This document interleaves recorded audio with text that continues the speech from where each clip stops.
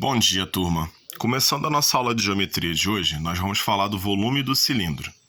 Então, o cilindro, como a gente já viu na última aula, ele tem esse formato, tá? E para você calcular o volume dele, basta você calcular a área da base e multiplicar pela sua altura. Lembrando que a área da base do cilindro, ela vai ser um círculo. Então, a área do círculo é essa aqui, πr ao quadrado.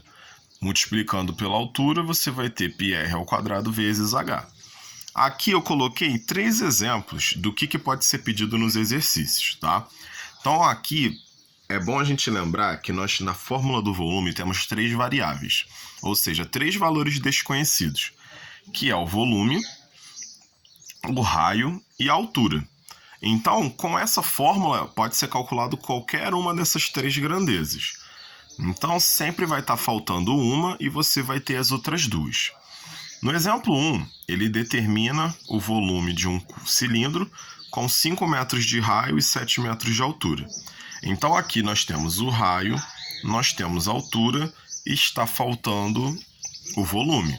Então, a gente vai pegar a fórmula, V igual a π vezes R ao quadrado vezes H. O V a gente quer calcular, então o V continua na conta. E os outros vai ser trocado por números. Então o π, 3,14, ele só vai ter um valor diferente se for dado no problema. Então 3,14. O raio é 5, então a fórmula está ao quadrado, 5 ao quadrado. E a altura é 7, então vezes 7. Primeiro a gente faz a potência, então faz o 5 ao quadrado primeiro, que dá 25, e depois a gente multiplica. 3,14 vezes 25, 78,5 vezes 7, que vai dar 549,5 metros cúbicos. Lembrando que o volume ele é uma medida espacial, então ele precisa de ser elevado ao cubo. Sempre a gente observa aqui, ó. Se está em metros, tá vendo? As medidas estão em metros, o final vai ser metros cúbicos. Se tiver centímetro, centímetros cúbicos. Se tiver quilômetro, quilômetros cúbicos. Sempre assim. No exemplo 2, nós temos: calcule o raio de um cilindro com 40 centímetros cúbicos de volume e 4 centímetros de altura. Então, eles nos dão o volume, a altura e ele quer o raio.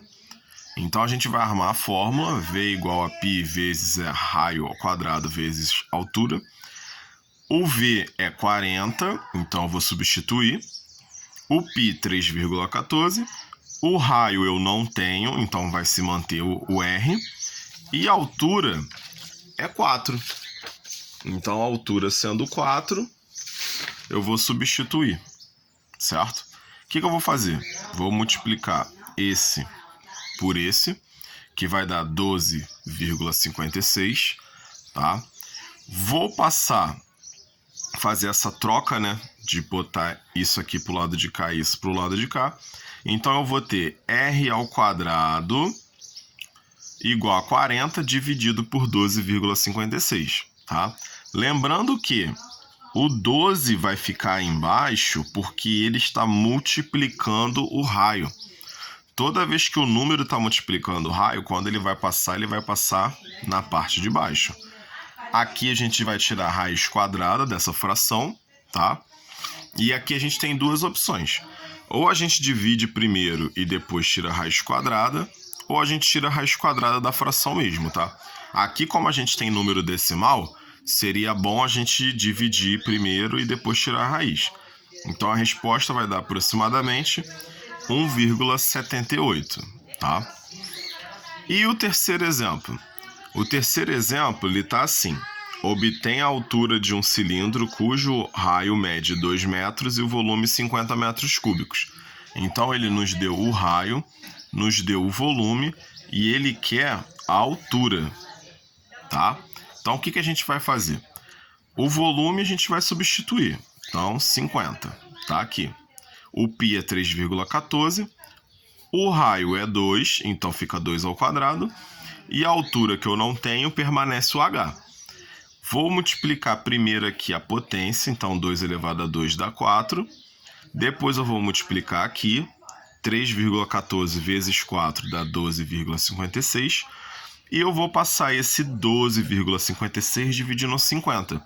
Lembrando que ele vai dividir porque ele está multiplicando a altura. Então, ele passa dividindo. Depois que a gente dividir aqui, a gente tem uma altura de aproximadamente 3,98. Aqui, gente, o interessante é observar que como a gente está trabalhando com medidas de volume, a gente tem que trabalhar sempre com 2 números depois da vírgula, tá? Sempre 2 números. Nesse caso aqui, que ficou só um número, subentende-se que o segundo é 0. Então, o número aqui seria esse, né? 549,50 metros cúbicos, tá?